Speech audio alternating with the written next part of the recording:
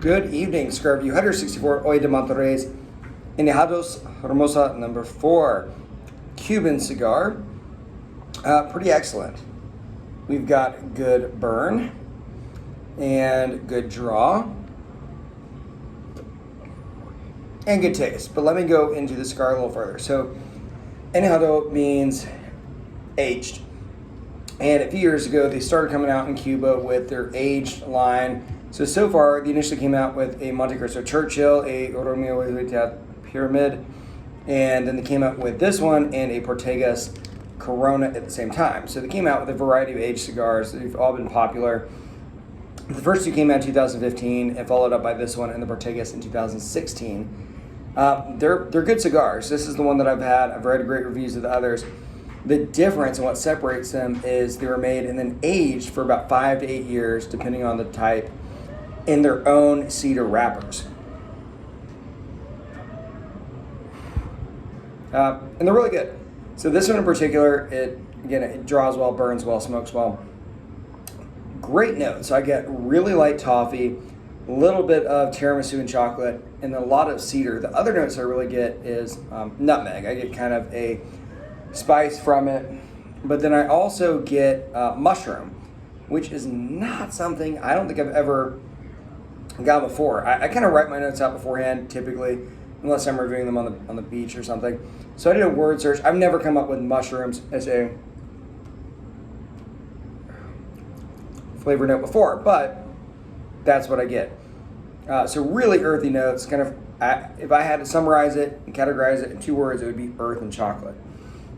My one problem with the cigar, 2 problems with the cigar.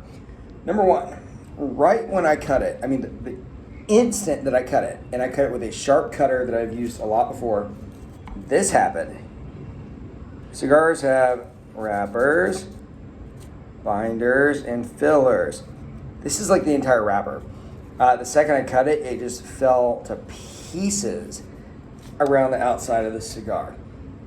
This is a expensive cigar. Now I bought it in the casino, or not the casino, but basically in the hotel here in the Dominican, so I paid a lot for it. But normally, let's say I could probably get this for $15 on one of the Cuban cigar websites, or probably cheaper in Cuba.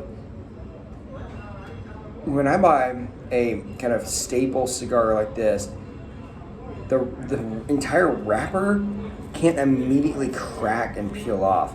It's kind of cool how you can see the wrapper here, but I don't like it falling off of the cigar.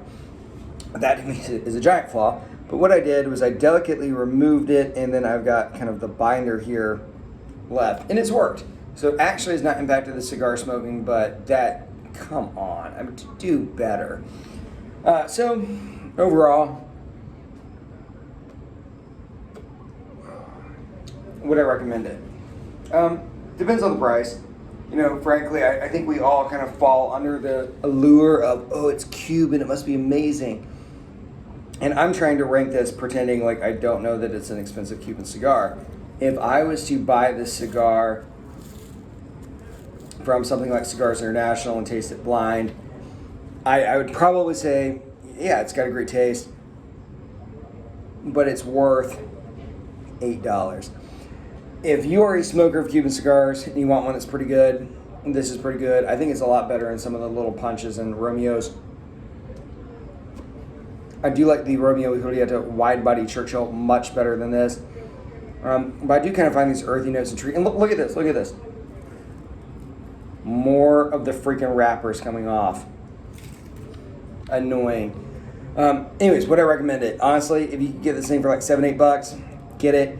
If you're having to pay exorbitant prices, don't get it. My other problem with it that I mentioned, it burns real fast.